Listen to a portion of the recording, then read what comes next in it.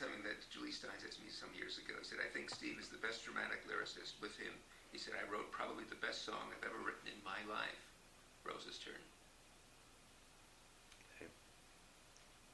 Well. Do you think you would have written Rose's Turn if you had written the music as well as lyrics? You would have. Well, you know how. Do you know how Rose's Turn came about? Tell me again. Jerry Robbins was going to do a ballet in which Rose, a sort of nightmare ballet, at the climax of the show, in which Rose confronted all the people from her past.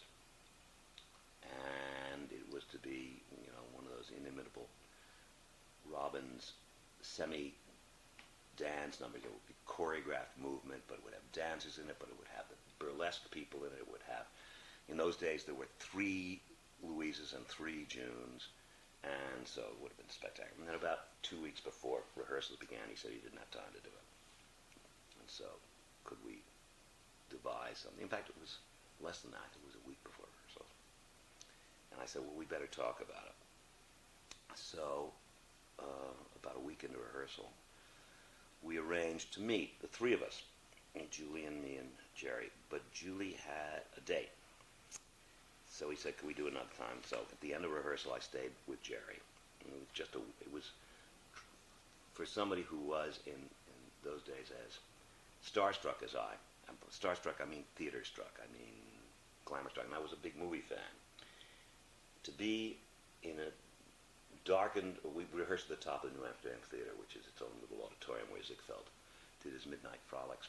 And there was nothing but a stage and a work light, because you know what the electricians union does once the rehearsal's over. Everybody out, one work light, don't you touch another switch. And so it was just Jerry and me and a work light. And he said, look, let's try ad-libbing something. I said, my only thought is to do a musical equivalent of what you were going to do in the ballet, which is to use all the tunes that Rose has been associated with or heard in the show, and make a kind of collage the way you were going to do it physically. He said, okay, well, ad-libs. So I started to play, and Jerry started to move. And he said, play it in a strip rhythm. And we started to improvise. And we worked for about an hour and a half. And it was now 12:30. I mean, I was just so excited I couldn't stand it. So I couldn't wait to get home, because we sketched the whole thing out. And I wrote it all down, and I brought it to Julie next morning. He said, fine. And I couldn't wait to tell my friends that I had lived that dream of, like the movies of the 40s where, the Gershwin kind of character is in his penthouse and he writes his Manhattan Symphony overlooking the city, and it all comes out at once. He writes the entire piece in exactly 10 minutes, because he's so inspired. But that's essentially what we did. What we did was, Jerry and I, we just improvised Rose's Turn. And I essentially wrote the lyric before giving Julie with all the sketches of the various tunes, and utilizing all the songs that he'd written, or all the songs that we'd written, all the tunes. And one of the reasons, for example, that Mama's Talkin' Loud, that whole section that she does right before she breaks down, is that we had written a song called Mama's Talkin' Soft, which got cut in Philadelphia. But since I built everything on all the songs and made the structure out of it, I couldn't take that center section out, because it's what prepares her breakdown. And so even though we cut the song, I had to leave that in. But everything else in Rose's Turn is derived from songs that you've heard during the evening. Only the one section of Mama's Talkin' Loud, which is, obvious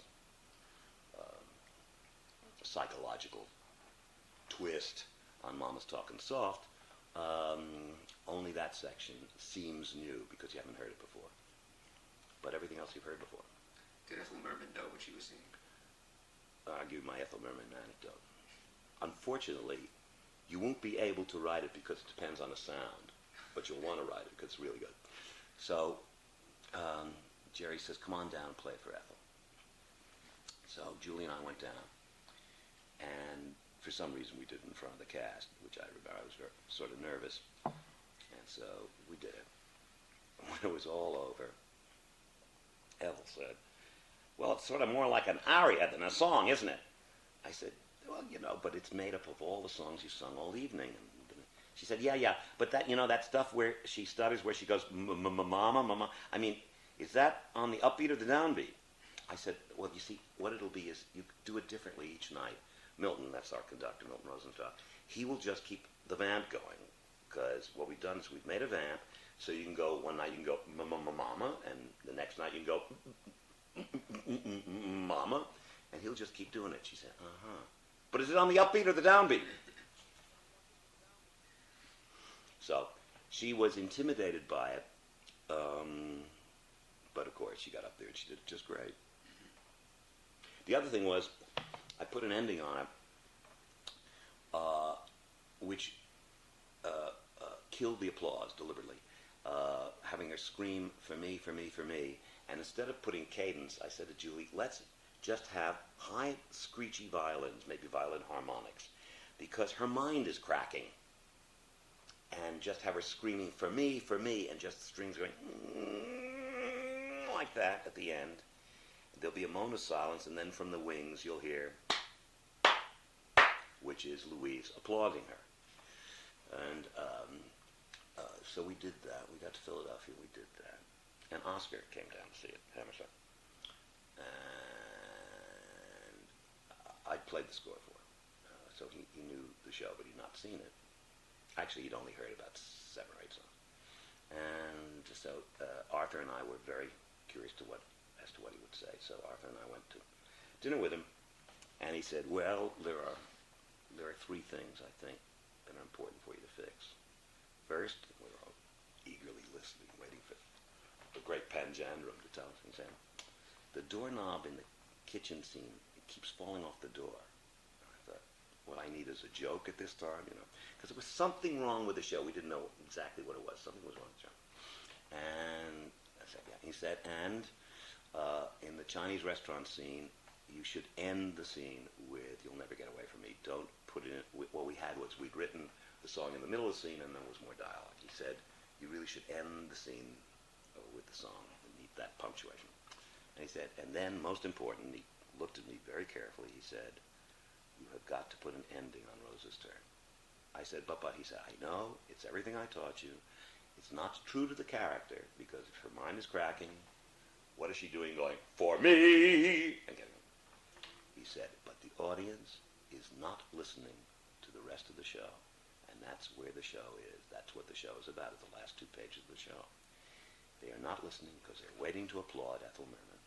You've got to let them off the hook. Let them applaud her. I don't care. I know it's not perhaps psychologically true. Let them applaud her, and then they will listen. And of course, he was dead right, because they all screamed for her. She stood on stage, the applause died down, and there was dead silence in the house. And when Louise came on, they played those last 2 pages, which are the most important 2 pages in the script. The audience was riveted. But prior to that, they were quiet, but they were waiting for the curtain call. And it was a great theater lesson. And that's from the man who taught me always be true to the character.